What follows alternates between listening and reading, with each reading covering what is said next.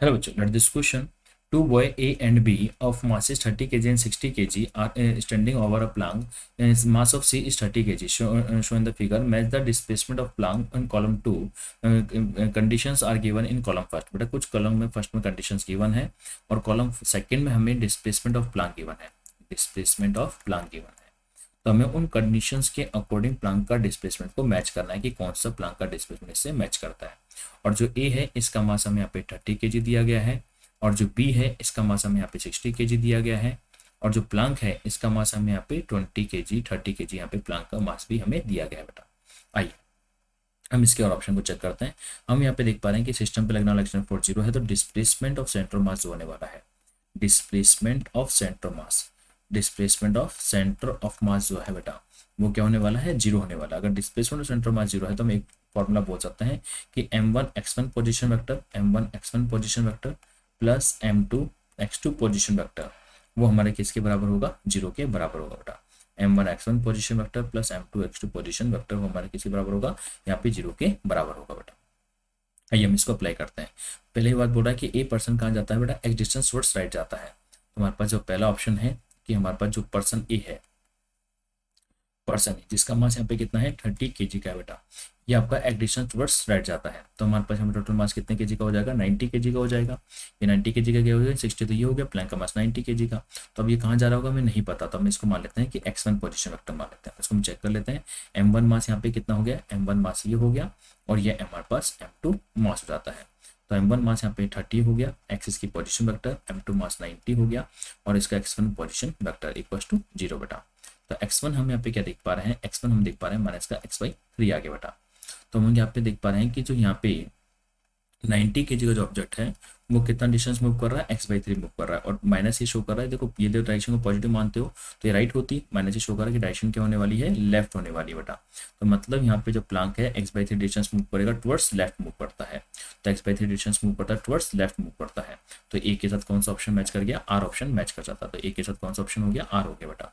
इसी प्रकार से बोला कि बी का मूव कर रहा है, लेफ्ट में मूव कर रहा है एक्स। तो आइए बेटा अगर हम बी की बात करते हैं, ये बी है बेटा और इस बी का मास कितना था यहाँ पे 60 kg का है और ये आपका लेफ्ट डायरेक्शन मूव कर रहा है, मतलब यहाँ मूव कर रहा है डायरेक्शन बेटा।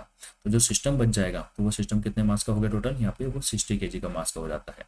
क्यों हो जाता है, क्योंकि 30 kg तो पर्सन का मास है, 30 kg प्लैंक का मास है, टोटल मास 30 kg का हो गया है ना। और ये काम मूव कर रहा होगा, मान लेते हैं ये x1 पोजिशन यहाँ पे मूव कर रहा है तो वही लगा दीजिए m1 x1 m2 x2। इसको m1 मान लो तो अगेन इसको m2 मान लो। तो m1 कितना है 60, x1 पोजिशन वेक्टर हो गई प्लस m2 कितना है 60 बट वो माइनस एक्स क्योंकि लेफ्ट में है इक्वल टू 0 बेटा। तो x1 क्या आ गया, प्लस का x आ जाता है। प्लस का x का मतलब क्या हो गया, डायरेक्शन क्या हो गई, राइट डायरेक्शन हो जाती है।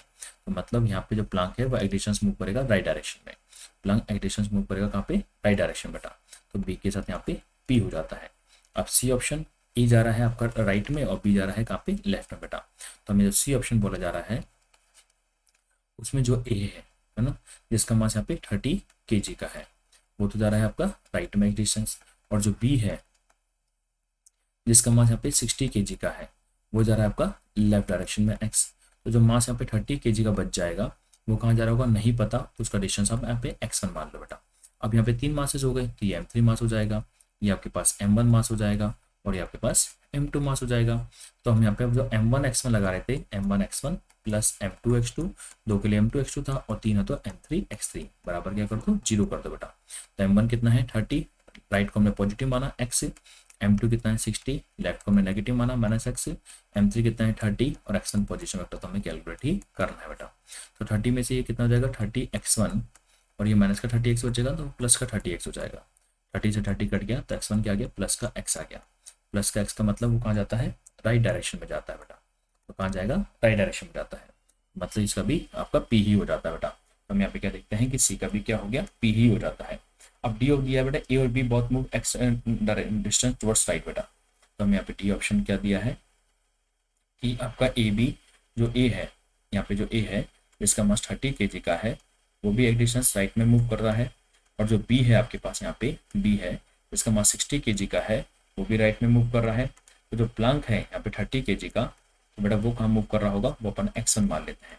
तो बेटा वापस वही m1 x1 plus m2 x2 plus m3 x3 vector upon 0 बेटा। तो 30 x1 वेक्टर जो है यहाँ पे माइनस का 90 एक्स हो जाता है बेटा। तो x1 वेक्टर जो है यहाँ पे बेटा कितना आ जाता है एक्स वाई, यहाँ पे करेंगे तो 3x आ जाता है बेटा। माइनस का मतलब क्या हो गया कि वो लेफ्ट डायरेक्शन में जा रहा होगा, है ना। तो -3 का मतलब क्या हो गया, वो लेफ्ट डायरेक्शन में जा रहा होगा बेटा। तो हम यहाँ पे अगर ऑप्शन को देखते हैं तो हम यहाँ पे ऑप्शन क्या देखते हैं, इनमें से कोई भी आपका मैच नहीं कर रहा है बेटा। तो डी के साथ क्या हो जाता है एस हो जाता है बेटा। इस प्रकार से हमने क्वेश्चन किया बेटा, ए के साथ आर, बी के साथ पी, सी के साथ पी और डी के साथ क्या हो जाएगा एस हो जाएगा। ओके बेटा, थैंक यू।